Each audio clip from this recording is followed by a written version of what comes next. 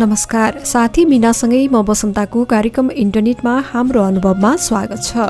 Body and data र सामुदायिक radio Marsyangdi 95 मेगाहर्जको सहकार्यमा तयार पारिएको कार्यक्रम इन्टरनेटमा हाम्रो अनुभवको आजको श्रृङ्खलामा हामी हिंसारहित बाँच्न पाउने अधिकारका बारेमा चर्चा गर्नेछौँ। कार्यक्रम इन्टरनेटमा हाम्रो अनुभव रेडियो मर्स्याङ्दी 95 मेगाहर्जसँगै गण्डकी प्रदेशका 20वटा रेडियोहरूमा एकै समयमा एकैसाथ सुन्न सक्नुहुनेछ। तपाईसँग पनि यी विषयमा केही सवाल जिज्ञासा भएमा तपाईले सुन्नुभएको रेडियोको फेसबुकको कमेन्ट बक्समा लेखी पठाउन सक्नुहुनेछ वा तपाईले सुन्नुभएको रेडियोमा फोन पनि गर्न सक्नुहुनेछ। तपाईको जिज्ञासालाई पनि हामी आगामी कार्यक्रममा समावेश गर्नेछौँ। कार्यक्रमको यस अघिको श्रृङ्खलामा हामीले नेपालको चुनाव मतदाता गोपनीयताको सवालका विषयमा कुरा गरेका थियौं। आज हामी हिंसारहित बाँच्न पाउने अधिकारबारे कुराकानी गर्नेछौँ। नेपालमा हिंसारहित बाँच्न पाउने अधिकार मूलभूत मानव अधिकार हो, तर धेरै व्यक्तिहरू खास गरी महिला र कोयर समुदायका व्यक्तिहरू अझै पनि विभिन्न प्रकारका हिंसा सहन बाध्य छन्। दैनिक रूपमा कुनै न कुनै प्रकारको हिंसा र दमनको सामना गर्दै आएका छन्। यो कार्यक्रमले यस महत्त्वपूर्ण मुद्दाबारे जनचेतना बढाउने र हिंसारहित जीवन बिताउने अधिकारका लागि वकालत गर्न सशक्त बनाउने लक्ष्य लिएका छौँ। नेपालमा घरेलु हिंसा, लैङ्गिक हिंसा र अहिले खास गरी प्रविधिमा आधारित हिंसा अर्थात् अनलाइन हिंसा तथा अन्य प्रकारका व्यक्तिगत हिंसाका घटनाहरू हुने गरेको पाइन्छ। महिला, बालबालिका, अपाङ्गता भएका व्यक्ति र कोयर लगायतका सीमान्तकृत समुदायहरू यस समस्याबाट बढी मात्रामा प्रभावित हुने गरेका छन्, जहाँ धेरैले आफ्नै घर र समुदायमा शारीरिक, भावनात्मक र यौन दुर्व्यवहारको सामना गर्न बाध्य छन्। हाम्रो समाजमा हिंसा पीडित कतिपय व्यक्तिहरू न्यायको लागि सम्बन्धित निकायमा पुग्ने गरेका छन् भने कतिपय सहेरै बस्न बाध्य पनि छन्। जिल्लामा लैङ्गिक हिंसा, घरेलु हिंसा, महिला हिंसाका घटनाहरू जिल्ला प्रहरी कार्यालय स्थित महिला तथा बालबालिका सेलमा आउने गर्दछ। प्रहरीमा हिंसासँगै सम्बन्धित कस्ता कस्ता घटनाहरूको उजुरी तथा मुद्दा दर्ता हुने गरेको छन् त पीडितले न्यायको लागि कस्ता कस्ता चुनौती खेप्दै आएका छन् भन्ने विषयमा जिल्ला प्रहरी कार्यालय लमजुङका प्रहरी प्रमुख एवं प्रहरी नायब उपरीक्षक निशान्त श्रीवास्तव यसो भन्नुहुन्छ। हिंसाजन्य घटनाहरूको चाहिँ डाटा एनालाइसिस गर्ने हो भने गत वर्षमा बहुविवाह 3टा थियो भने चाहिँ यो वर्ष अहिले कुनै पनि त्यो बहुविवाहको चाहिँ आइसकेको छैन प्रहरी कार्यालयमा। त्यस्तै घरेलु हिंसामा 58वटा पहिला चाहिँ दर्ता भएको थियो भने यो वर्षमा 7वटा अहिलेसम्म घटनाहरू चाहिँ आइसकेका छ प्रहरीको चाहिँ कम्प्लेनमा। त्यस्तै यौनजन्य हिंसामा 19वटा जजका मुद्दाहरू चाहिँ गत वर्ष दर्ता भयो भने यो वर्ष 5वटा दर्ता भएका छन्। बाल यौन दुरुपयोगमा गत वर्ष 4वटा थियो भने यो आर्थिक वर्षमा 2वटा अहिलेसम्म। त्यस्तै जजका उद्योग चाहिँ गत वर्ष 3टा थियो भने यो आर्थिक वर्षमा अहिलेसम्म कुनै पनि उद्योगको घटनाहरू दर्ता भएको छैन। प्रहरीको चाहिँ कोही पनि त्यस्तो पीडितहरू सम्पर्कमा आइपुग्नु भएको छैन। र जति पनि यो हिंसाजन्य घटनाहरू छ, यो घटनाहरूको कारण चाहिँ अहिलेसम्म हेर्दाखेरि यो जिल्लामा मादक पदार्थ सेवन गरेर हिंसाजन्य घटनाहरू घटेको हामीले त्यो अनुभूति गर्न सकिन्छ। जति पनि पीडितहरू आउनुहुन्छ उहाँहरूले कम्प्लेन गर्दाखेरि नै मादक पदार्थ सेवन गरेर श्रीमानले झगडा गर्नुभयो, कुट्नुभयो भन्ने जस्ता उहाँहरू चाहिँ गुनासो राख्नुहुन्छ। र सबभन्दा ठुलो समस्या भनेकै मादक पदार्थ सेवन गरेर यो घटनाहरू भएको हामीले चाहिँ हेर्न सकिन्छ। अब यसमा सामाजिक सञ्जालको चाहिँ हामीले हेर्ने हो भने धेरै ठुलो यता चाहिँ त्यस्तो ठुलो कम्प्लेनहरू या कसैलाई चाहिँ डिफेम गर्ने, एब्युज गर्ने त्यस्तो कम्प्लेनहरू अहिलेसम्म आएको छैन। र मलाई लाग्छ यो टेक्नोलोजीको प्रयोग चाहिँ यतातिर त्यति व्यापक रूपमा नभए तापनि अब त्यो अलिकति सेल्फ अवेर भएर हो कि यो चाहिँ सोसियल मिडियाको प्लेटफर्मबाट हुने घटनाहरू अहिलेसम्म चाहिँ प्रहरी कार्यालयमा आइपुगेका छैन। सोसियल मिडियाबाट जति पनि हुने घटनाहरू, डिफेम, एब्युजका कुराहरू यसमा हामीले चाहिँ एकदमै जति पनि युवाहरू हुनुहुन्छ, विद्यार्थीहरू हुनुहुन्छ उहाँहरूलाई हामीले चाहिँ विद्यालयमा गएर योबाट हुन सक्ने या यसको दुरुपयोग हामीले कसरी गर्न सक्छौँ भन्ने कुराहरू जुन हुन जान्छ त्यो नजानेर थाहा नपाएर र कतिपय कानुनको कुराहरू पनि थाहा छैन, कसैलाई सोसियल मिडियामा सजिलै लेखेर कुनै किसिमको मानहानि गरिदिने कसैको त्यो पनि एउटा चाहिँ अपराध हुन जान्छ भन्ने कुरा चाहिँ कतिपयले बुझाए पनि छैनन्। त्यो बुझाउन जरुरी छ, विद्यार्थीहरूलाई युवाहरूले बुझाउन जरुरी छ। त्यो सजिलो छ, कसैको बारेमा लेखिदिने दिने र रिस लाग्यो भन्ने बित्तिकै कसैलाई डिफेम गरिदिने, त्यो कुराहरू एब्युज गरिदिने, त्यसलाई चाहिँ नगर्नुहोस् भनेर हामीले बुझाएको छौँ, सम्झाएको छौँ, जनचेतना फैलाएको छौँ र बिस्तारै बुझाउनु जरुरी पनि छ। त्यो चाहिँ हामीले बुझाउँदै आएको छौँ। त्यस्तै हिंसाजन्य कार्यहरूमा सामुदायिक प्रहरीहरू मार्फत अथवा मातहतका चौकीहरू मार्फत, जिल्ला प्रहरी कार्यालयको मार्फत हामीले चाहिँ विभिन्न कार्यक्रमहरू मार्फत अन्तर्क्रिया गरेर हामीले चाहिँ यो सम्झाउने, बुझाउने, जनचेतना फैलाउने कामहरू चाहिँ गर्दै आएको छौँ र यो कुनै न कुनै हिसाबमा समाजले यसको कन्सिक्वेन्सेस के हुन सक्छ भन्ने कुरा नबुझेको कारणले गर्दाखेरि पनि र शिक्षाको कमी छ, जनचेतनाको कमी छ, मैले यो गरेँ भने चाहिँ के कानुन लाग्ने रहेछ भन्ने कुरा थाहा नपाएर पनि यस्ता घटनाहरू चाहिँ हुने गरेका छन् र यो सम्झाउने काम, जनचेतना फैलाउने काम विभिन्न निकायको पनि हो, त्यो निकायमध्ये प्रहरीको पनि हो। हामीले आफ्नो तर्फबाट गर्ने काम चाहिँ हामीले गरिराखेका छौँ र मेरो कार्यकालमा या म रौनजेल यहाँको प्रहरीलाई म यो हिंसाजन्य कामहरूलाई चाहिँ न्यूनीकरण गर्नको लागि म अधिकतम चाहिँ जनशक्ति मोबिलाइज गर्छु। यसमा चाहिँ म एकदम कन्सियस छु। यसलाई चाहिँ आफ्नो जनशक्तिलाई त्योतर्फ परिचालन गर्ने भन्ने कुरामा एकदमै सिरियसली म चाहिँ यो विषयमा मैले कन्सर्न लिएको छु र म त्यो गर्छु पनि। हिंसा पीडित व्यक्तिहरू न्यायको लागि सम्बन्धित निकायसम्म आउँदा विभिन्न समस्याको सामना गर्न बाध्य छन्। गण्डकी प्रदेश सरकारले हिंसा विरुद्धको शून्य सहनशीलताको नीति अवलम्बन गर्न लैङ्गिक हिंसाजन्य घटनाहरूबाट सिर्जित असरको न्यूनीकरण गरी प्रभावितहरूलाई सामाजिक न्यायको प्रत्याभूति दिलाउन अल्पकालीन आश्रय सहितको सेवा केन्द्र स्थापना तथा सञ्चालन गरेको छ। यसैबीच आजको कार्यक्रममा कुराकानीका लागि सामाजिक विकास कार्यालय अन्तर्गत लमसुङको विशिष्ट नगरपालिकामा रहेको अल्पकालीन आश्रय सेवा केन्द्र प्रमुख सृजना पौडेल हामीसँग हुनुहुन्छ। स्वागत छ यहाँलाई। हस्, धन्यवाद। यो आश्रय सेवा केन्द्रको मुख्य काम चाहिँ के हो? सेवा केन्द्रको मुख्य काम चाहिँ हिंसामा परेका महिला तथा बालबालिकाहरूलाई चाहिँ आश्रय दिने, सुरक्षित रूपमा आश्रय दिने र उहाँहरूलाई चाहिँ खानाको व्यवस्था लगायत यातायात खर्च र स्वास्थ्य उपचार समेत गराउने रहेको छ। हजुर, सेवा केन्द्रमा चाहिँ सेवा केन्द्रले महिलाहरूको लागि मात्र आश्रय दिने अथवा संरक्षण गर्ने गर्छ कि पीडितहरू पुरुषहरू आए भने उनीहरूको लागि पनि आश्रय दिइन्छ? होइन, यो चाहिँ पुरुषहरूको लागि चाहिँ होइन, महिला तथा बालबालिकाको लागि मात्रै हो। महिला र बालबालिकालाई चाहिँ सेवा दिने गरेको छ। हजुर, जस्तो लमसुङमा यो आश्रय केन्द्र सञ्चालन भएको करिब 1.5 वर्ष भइसक्यो होइन? यो अवधिमा चाहिँ कतिजना कस्ता हिंसा पीडितलाई चाहिँ आश्रय दिनुभयो? यो अवधिमा गत आर्थिक वर्षमा चाहिँ हामीले 26 जना चाहिँ हिंसा प्रभावित व्यक्तिहरूलाई चाहिँ सेवा दियौँ र अहिलेको यो आर्थिक वर्षको पहिलो त्रैमासिकमा चाहिँ 6 जना हिंसा प्रभावित व्यक्तिहरूका लागि चाहिँ सेवा प्रदान गरेका छौँ। हजुर, त्यसमा चाहिँ बढी मात्रामा महिला बालबालिका अथवा कुन उमेर समूहको बढी मात्रामा हुन्छन्? यसमा चाहिँ सबैभन्दा बढी चाहिँ बालबालिका नै पर्नुहुन्छ, जसमा चाहिँ 18 वर्ष मुनिका बालबालिकाहरू चाहिँ धेरै रहनु भएको छ। सबैभन्दा धेरै चाहिँ त्यसमा जबरजस्तीकरणीका त्यसमा पनि 18 वर्ष मुनिका बालबालिकाहरू चाहिँ बढी आउने गर्नु भएको छ। हजुर, जस्तै जबरजस्तीकरणीको मुद्दा मामिलामा जाने क्रममा चाहिँ आश्रय दिँदै आएको छ होइन आश्रय सेवा केन्द्रले। यसमा चाहिँ जस्तै हिंसामा परेका महिलाहरू बढी चाहिँ कोबाट, जस्तै आफ्नै घर परिवार अथवा परिवारभन्दा बाहिरको व्यक्तिहरू कोबाट पीडित भएको, अनि उनीहरूले कस्तो समस्याहरू झेलेको, त्यो कुराहरू हुन्छ कि हुँदैन? अब त्यस्तो पीडित व्यक्तिहरूले चाहिँ भनेको हुनुहुन्छ कि हुनुहुन्न?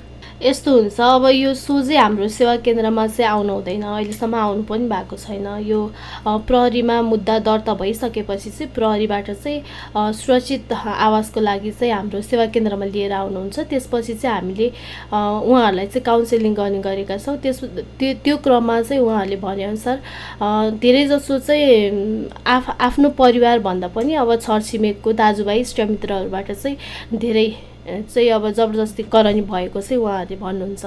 जस्तै केन्द्रको नाम नै अल्पकालीन आश्रय केन्द्र छ होइन, छोटो समयको लागि चाहिँ आश्रय दिने भन्ने। त्यो पीडितहरूलाई चाहिँ यो आश्रय केन्द्रले कति अवधिको लागि राख्ने गर्दछ? हाम्रो चाहिँ यसले सबैभन्दा बढीमा चाहिँ 45 दिन चाहिँ राख्ने हाम्रो कार्यविधिमा रहेको छ र त्यसमा अब आवश्यक परेको खण्डमा 60 दिनसम्म पनि राख्न सकिन्छ र त्योभन्दा बढी राख्नु परेमा चाहिँ हाम्रो अब कार्य समितिको निर्णयअनुसार चाहिँ गर्ने गरेका छौँ। हजुर, कार्यक्रममा आइदिनु भयो, आश्रय केन्द्रको बारेमा जानकारी पनि दिनुभयो, यसको लागि धेरै धेरै धन्यवाद। हस्, धन्यवाद हजुरलाई पनि।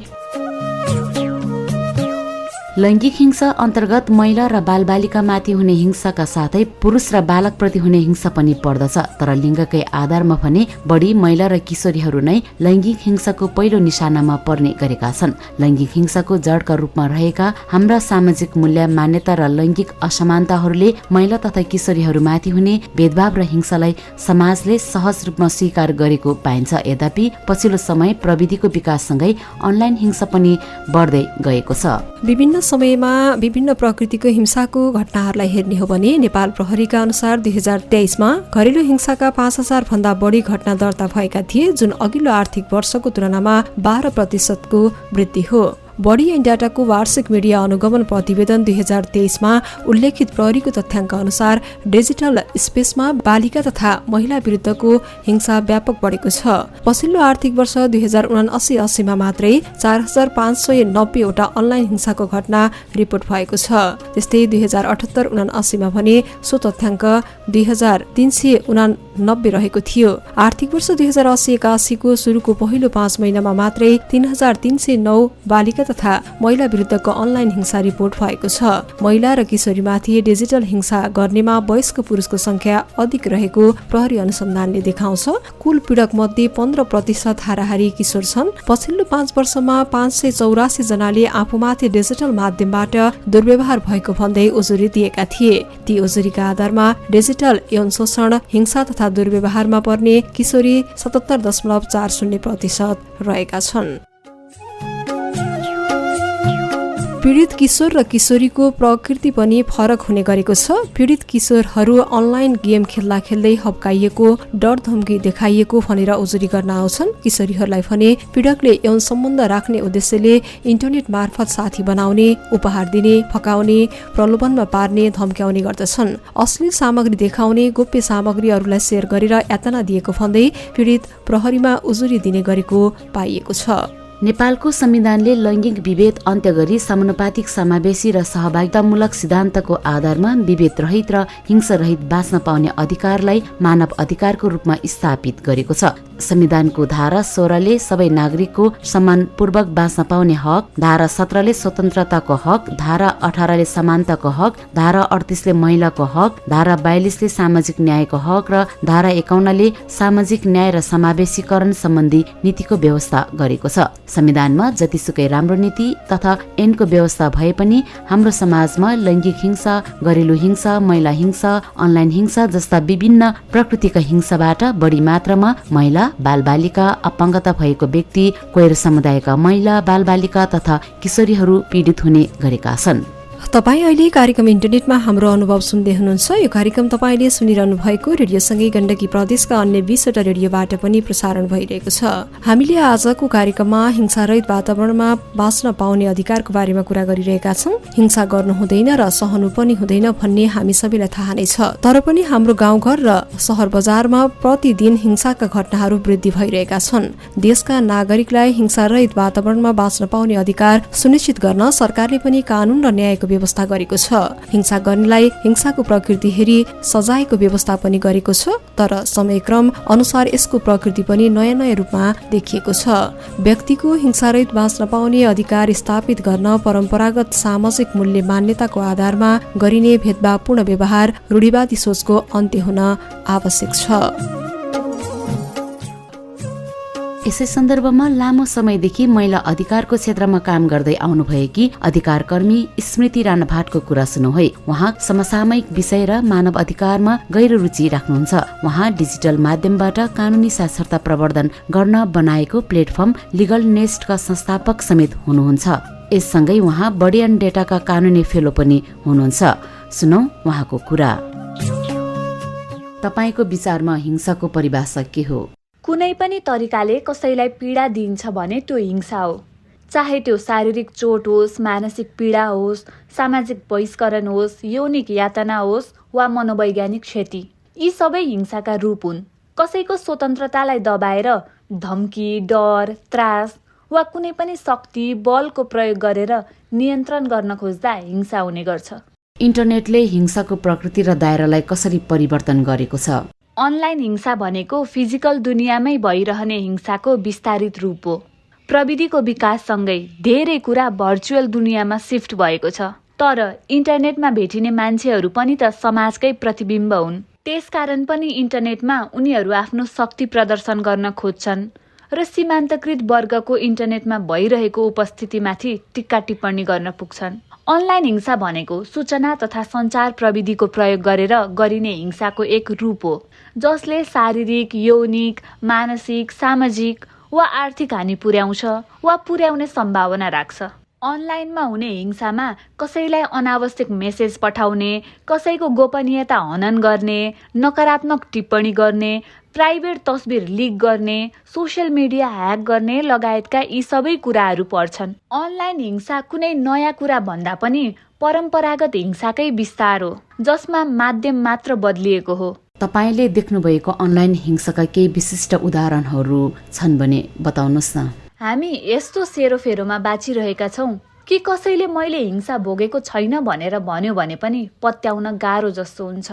अनलाइनमा भोगेको हिंसाको उदाहरणकै कुरा गर्ने हो भने पनि कहिलेकाहीँ आफूमाथि हिंसा भइरहेको हुँदो रहेछ, जुन त्यति बेला त्यो हिंसा हो भन्ने नै थाहा हुँदैन, पछि गएर पो रियलाइज हुन्छ। मलाई आफू टिनेजमा कविता लेखहरू लेख्न रुचि लाग्थ्यो। फेसबुक चलाउन थालेको सुरुमा त कविता लेख्ने, पोस्ट गर्ने, त्यहाँ आउने लाइक कमेन्ट हेर्दा खुसी लाग्ने हुन्थ्यो। अग्रज भनिनेहरूसँग सामाजिक सञ्जालमा जोडिनु, आफ्ना पोस्टमा उनीहरूको कमेन्ट आउनु, यी त एउटा सफलता जस्तो लाग्थ्यो। तर ती सँगै आउने नकारात्मक मनसाय बोकेका मेसेजहरू, अनावश्यक रूपमा कल गर्न खोज्ने, ती कुराहरू चाहिँ त्यो उमेरमा यी पनि हिंसाको रूप हुन् भन्ने चाहिँ थाहा थिएन। अहिले सम्झिँदा लाग्छ इन्टरनेटको प्रयोग गरेर कति आफूभन्दा डबल, ट्रिपल उमेरका मान्छेहरूले कलिला मस्तिष्कलाई म्यानुपुलेट गर्ने, ब्रेन वास गर्ने गर्दा रहेछन्। अनलाइन हिंसाले सीमान्तकृत समुदायलाई कसरी असर गर्छ? हाम्रो सामाजिक संरचना हेर्ने हो भने केही गलत कुराको अभ्यास भइरहँदा पनि त्यसलाई स्वीकार गर्न नसक्ने, ती कुराहरूलाई अनलर्न गर्न नसक्ने खालको छ। उदाहरणका लागि पनि महिला, क्वेयर समुदाय, अपाङ्गता भएका व्यक्तिलाई हेर्ने समाजको नजर नै फरक छ, व्यवहार त झनै फरक छ। सीमान्तकृत समुदायहरू ऐतिहासिक र संरचनात्मक हिंसाबाट असमान रूपमा प्रभावित हुन्छन्, जसको मुख्य कारण भनेको प्रणालीगत भेदभाव, पूर्वाग्रह र बहिष्करण हो। यी कुराहरूले शक्ति असन्तुलन र आर्थिक असमानतालाई बढावा दिन्छ, अवसरहरूमा पनि सीमित पहुँच सिर्जना गर्छ। यसले गर्दा सीमान्तकृत समुदाय हिंसाको बढी जोखिममा पर्छन्। यो प्राय अनलाइन दुनियाँमा पनि प्रतिबिम्बित हुन्छ। हिंसाले मान्छेको समग्र विकासमा नै रोक लगाइरहेको हुन्छ। सीमान्तकृत वर्गमाथि हिंसा भइरहँदा उनीहरूको स्वतन्त्रता, विचार, निर्णय, आधारभूत सेवा लिने कुरा जस्ता सबै कुरामा नियन्त्रण भइरहेको हुन्छ। यस्तोमा इन्टरनेटमा आफ्नो उपस्थिति खोजिरहँदा अनलाइनमा पनि हिंसा खेप्नु पर्ने हुँदा सीमान्तकृत समुदाय थप पछाडि पर्ने हुन्छन्। आफूले कुनै अभिव्यक्ति दिने कुरामा होस्, कतै भाग लिने कुरा होस् वा विचार प्रस्तुत गर्ने कुराका लागि उनीहरू आफैले आफैलाई सेन्सरसिप गरिरहेका हुन्छन्। तर यो आफैले अभिव्यक्ति दिन, विचार राख्न नचाहेको जस्तो देखिए पनि यो असमान संरचनाले गर्दा हुने हिंसाको डरले उनीहरूमाथि नियन्त्रण गरेको हो। कति त म माथि यस्तो हिंसा भयो भनेर कुराहरू सेयर गर्न खोज्दा पनि पीडितमाथि नै प्रश्न चिन्ह खडा गर्ने समाजमा छौँ हामी। यी असमान संरचनाले निम्ताएका हिंसाको विरुद्ध एकजुट हुनुको सट्टा उल्टै हिंसा पीडितमाथि प्रश्न, दोष आउने डरले पनि झन हिंसाको दलदलमा फस्ने चक्र चलिरहन्छ। सीमान्तकृत समुदाय झन भल्नरेबल हुँदै जान्छन्। यसरी त अनलाइन हिंसाले उत्पन्न गराएको डरले सीमान्तकृत वर्गको विचार र सार्वजनिक सहभागितामा पनि कमी आउन थाल्छ। अझ अनलाइन हिंसाले निम्त्याउने मानसिक समस्या, तनावका कारण त कतिपयले अनलाइनमा आफ्नो सक्रियता नै देखाउन सक्दैनन्। अनलाइन हिंसालाई सम्बोधन गर्नका लागि विद्यमान कानुनी ढाँचाहरू के हुन्? के तिनीहरू प्रभावकारी छन्? अनलाइन हिंसाको सम्बोधन गर्न हामीसँग कानुन नभएका होइनन्, कानुन छन्। विद्युतीय कारोबार ऐन 2063ले विद्युतीय माध्यममा महिला विरुद्ध दुर्व्यवहार गर्ने, जिस्काउने जस्ता कुराहरूमा निषेध गरेको छ। तर यही दफामा सार्वजनिक नैतिकता, शिष्टाचार जस्ता अस्पष्ट शब्दको प्रयोग गरिएको छ। यस्तोमा कानुन कतिको प्रभावकारी छ भन्ने कुरामा हाम्रा कानुन माकुराको जालो जस्ता छन्, एकै ठाउँमा सबै कुरा जेलिएका। एकातिर पीडितलाई न्याय खोज्ने ठाउँ छ भने अर्कोतिर अस्पष्ट शब्दको प्रयोग र तिनको व्याख्या नगरिदा नयाँ पीडित जन्माउने ठाउँ पनि खाली छ। मुलुकी अपराध संहिताले पनि यसलाई सम्बोधन गरेको छ, तर त्यहाँ पनि यस्तै समस्या लुपहोल्स छन्। यसले अश्लील सामग्री उत्पादन, प्रसारण र प्रदर्शनमा प्रतिबन्ध लगाएको छ र कसैको मान प्रतिष्ठामा खलल पुर्याउन रोक लगाएको छ, तर केलाई अश्लील वा अपमानजनक भन्ने कुरामा स्पष्टता छैन। अनलाइन हिंसालाई सम्बोधन गर्न बनेका कानुनले सबै कुरालाई एउटै रूपमा हेर्ने दृष्टिकोण, ब्ल्याङ्केट अप्रोचको प्रयोग गर्नुले यिनको प्रभावकारिताबारे दोधार उत्पन्न भएको छ। यसका साथै अनलाइन हिंसा सम्बोधन गर्ने कानुन र नीतिहरूले प्राय व्यक्तिगत अधिकारहरू जस्तै अभिव्यक्ति स्वतन्त्रता र गोपनीयता भन्दा बढी प्रोटेक्सनिजमको अप्रोचलाई प्राथमिकता दिन्छन्। यस्तो दृष्टिकोणले खुला बहसलाई दबाउन सक्छ र अनलाइन समुदायमा प्रतिबन्धात्मक वातावरण सिर्जना गर्न सक्छ। अनलाइन हिंसा विरुद्ध कानुन लागू गर्न चुनौतीहरू के छन्? चुनौतीहरूको कुरा गर्दा मुख्यतः हाम्रो संस्थागत क्षमता नै कमजोर छ। कानुन मात्र बनाएर त समस्याको समाधान हुने होइन, त्यसलाई कार्यान्वयनमा लैजाने निकाय कतिको बलियो छ भन्ने पनि महत्त्वपूर्ण हुन्छ। साइबर ब्युरो, प्रहरी कार्यालयलाई कानुन मार्फत उजुरी हेर्ने अधिकार दिए पनि त्यहाँ त्यो अनुसारको दक्ष जनशक्ति नै नपुगेको हो। अनलाइन हिंसाको स्वरूपहरूबारे अधिकार प्राप्त अधिकारीहरू नै जानकार नभएको उदाहरण छन्। कतिपय ठाउँमा अनलाइन हिंसाको उजुरी लिएर जाँदा घाउचोट लागेको होइन, यो सामान्य कुरा, एक आपसमा मिलाउने हो भनेर फर्काइदिन्छन्। न्याय दिने स्थानमा बस्नेहरूमा नै यो चेतनाको कमी छ। यो त अनलाइन हिंसा सम्बन्धी कानुन कार्यान्वयनमा भएको मेजर चुनौती हो।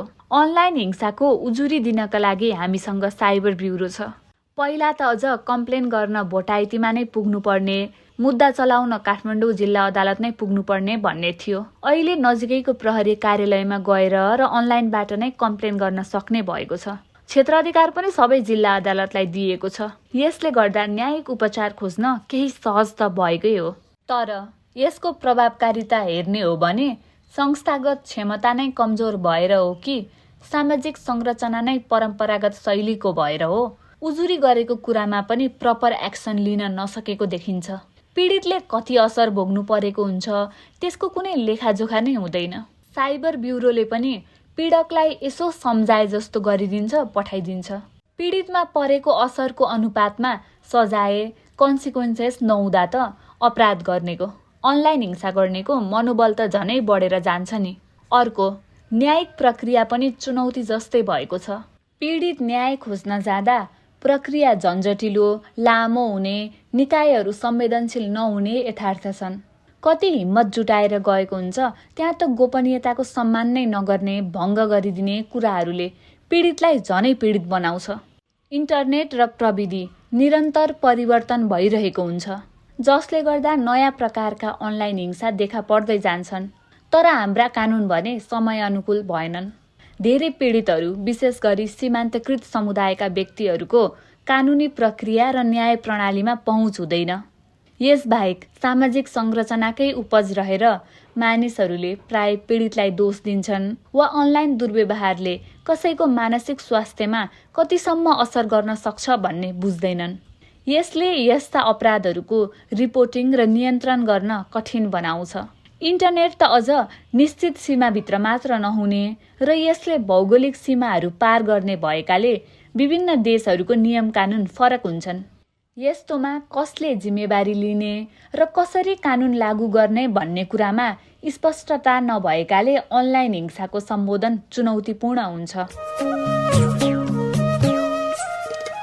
कार्यक्रममा आज हामीले हिंसारहित बाँच्न पाउने अधिकारका बारेमा चर्चा गर्यौं। तुलनात्मक रूपमा हेर्ने हो भने घर परिवार समाजमा हुने गरेका विभिन्न प्रकृतिका हिंसामा बढी मात्रामा महिला नै पीडित हुने गरेका छन्। सबै मानिस कुनै न कुनै प्रकारको हिंसा तथा दुर्व्यवहारलाई सहनु हुँदैन र यसको अन्त्य हुनुपर्छ भन्ने मान्यताका साथ अघि बढ्न जरुरी छ। हिंसा तथा दुर्व्यवहार विरुद्ध अहिले विश्वव्यापी रूपमा आवाज उठिरहेका छन्। राष्ट्रिय एवं अन्तर्राष्ट्रिय स्तरमा समावेशी, एकीकृत र लैङ्गिक उत्तरदायी तरिकाबाट हिंसा तथा दुर्व्यवहारको रोकथाम गर्ने र सम्बोधन गर्ने बारे स्पष्ट र साझा रूपरेखा बनेका छन्। तर पनि हिंसा रहित बाँच्न पाउने अधिकार स्थापित हुन सकेको छैन।